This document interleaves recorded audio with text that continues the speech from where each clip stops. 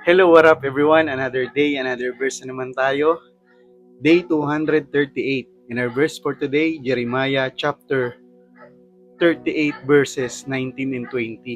Sinabi ni Haring Sedekaya, natatakot ako sa mga Hudyong kumakampi sa mga taga-Babylonya. Baka ibigay ako ng mga taga-Babylonya sa kanila at saktan nila ako. Sinabi ni Jeremias, hindi po kayo ibibigay sa kanila kung susundin nyo lang ang Panginoon. Maliligtas po ang buhay nyo at walang anumang mangyayari sa inyo. Tinatawag uli ni Haring Sedekaya si Jeremiah sa pangalawang pagkakataon upang tanungin kung ano yung pinapasabi ng Panginoon. At kagaya ng inaasahan, kung ano talaga yung pinapasabi ng Panginoon, yun talaga yung sinabi niya. Sobrang tindi ng problema ni Haring Sedekaya dahil napapaligiran na siya ng mga Babylonians. At ang utos ng Panginoon kay Haring Sedekaya, sumuko ka sa mga taga-Babylonian at walang mangyayari sa iyong buhay.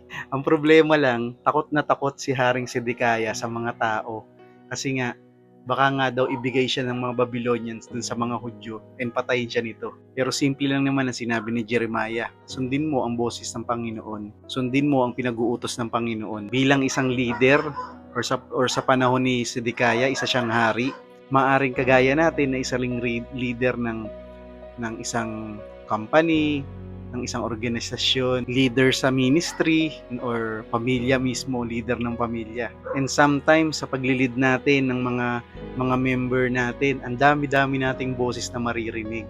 But this verse reminds us that sa dinami-dami ng mga boses or anong mga sasabihin ng mga tao, dapat pala, ang dapat lang nating pakinggan ay ang boses ng ating Panginoong Diyos. Kagaya ni Sedekaya, maaaring ang struggle natin ay hindi naman yung hindi natin kilala ang Panginoon.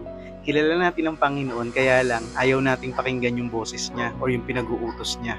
Or sa panahon natin ngayon, maaaring alam natin yung salita ng Panginoon pero hindi naman natin mai-apply sa buhay natin. Isa itong challenge about isa sa atin na mga leader na rin, because there are times na ang pagsunod natin sa Panginoon ay sometimes hindi yun yung uso.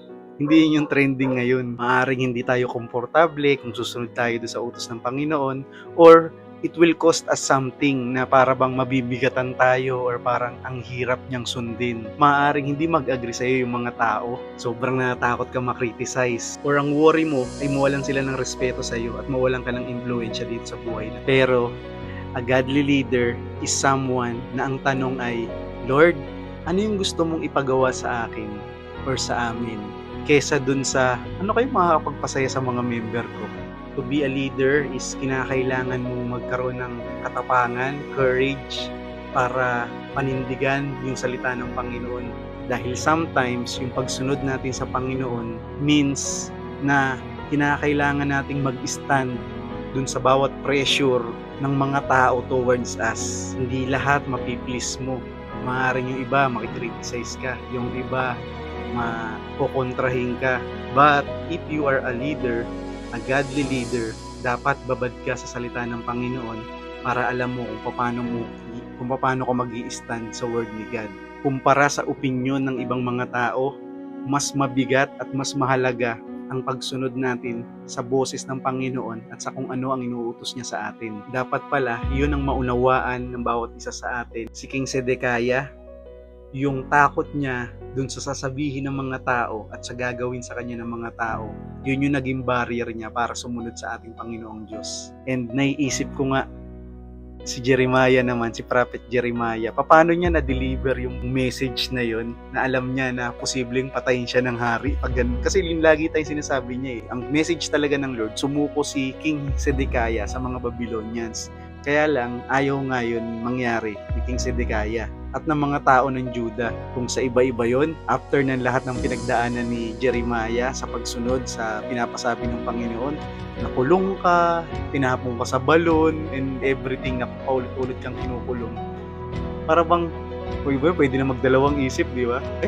Sasabihin ko na lang kaya, kagaya ng sinasabi ng mga ibang propeta, ng mga false prophet, di ba? Magkaiba silang dalawa, si Jeremiah sa si Sedekaya. Si Jeremiah, wala siyang pakialam sa sasabihin o kung papatayin pa siya ng ibang mga tao. Ang importante sa kanya, sumunod siya dun sa gustong ipasabi ng Diyos kay King Sedekaya. Samantalang si Sedekaya, sinasabi na ng Panginoon sa kanya kung ano yung gagawin niya. Natatakot siya at ayaw niyang gawin to. Dahil ayaw niyang maniwala na walang mangyayari masama sa kanya kung susunod siya.